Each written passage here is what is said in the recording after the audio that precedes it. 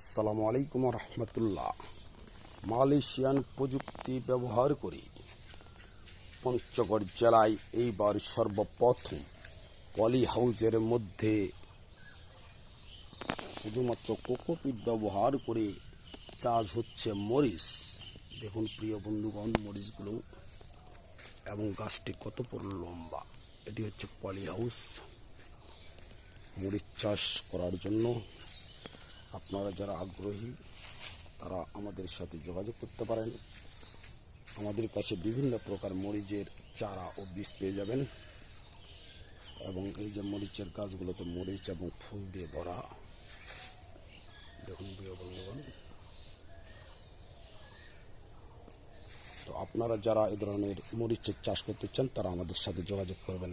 ভালো থাকবেন, সুন্দর থাকবেন, সুস্থ থাকবেন। আসসালামু আলাইকুম ওয়া রাহমাতুল্লাহি ওয়া বারাকাতুহু।